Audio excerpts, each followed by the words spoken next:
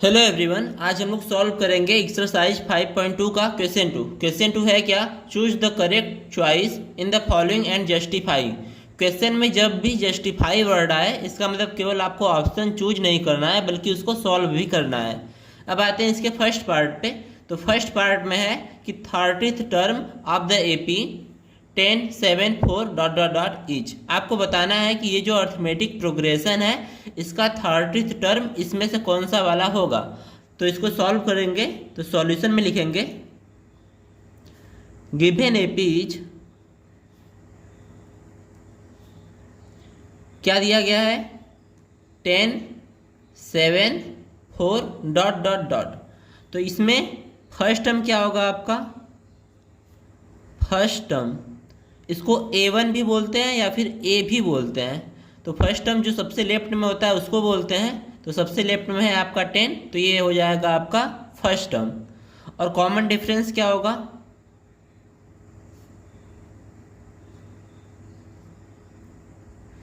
Common difference में किसी भी कंजुगेटिव टर्म का जो डिफरेंस होता है उसको कॉमन डिफरेंस बोलते हैं।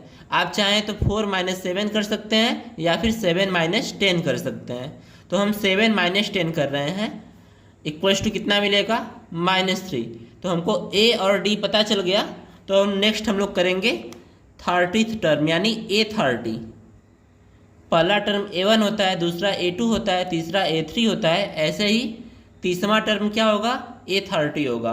और फार्मूला हमको पता है A प्लस n-1 यानी n की जगह पे क्या है? 30। तो 30 - 1 इंटू D।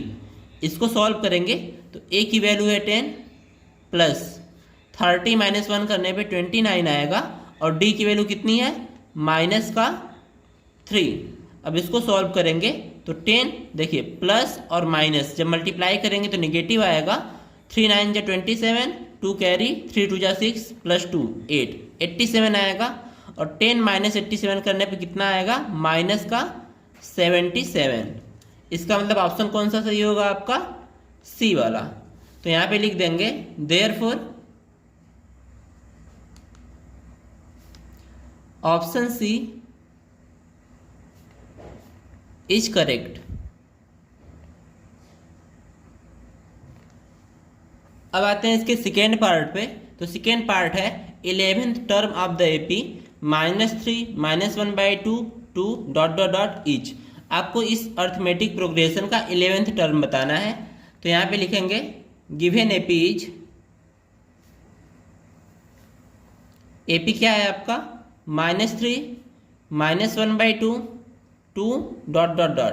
तो यहाँ से ए की वैल्यू क्या मिलेगी हमको? जो फर्स्ट टर्म है वो -3 है और डी इक्वल्स टू क्या हो जाएगा? A2 - A1 या फिर A3 - A2। तो हम लोग यहाँ पे A3 - A2 करते हैं तो 2 माइनस का -1/2 और इसको सॉल्व करेंगे तो 2 और माइनस माइनस क्या हो जाएगा? +1/2। और फाइनली क्या मिलेगा हमको? 5/2। तो A की वैल्यू पता हो गई और D की वैल्यू भी पता हो गई।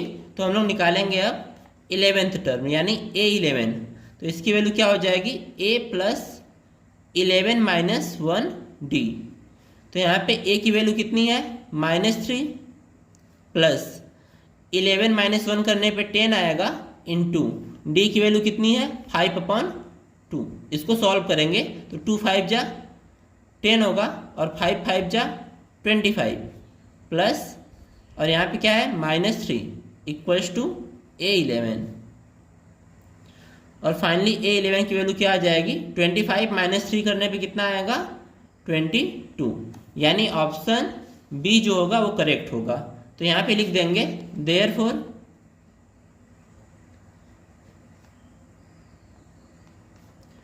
ऑप्शन बी इज करेक्ट और ये हमारा फाइनल आंसर होगा।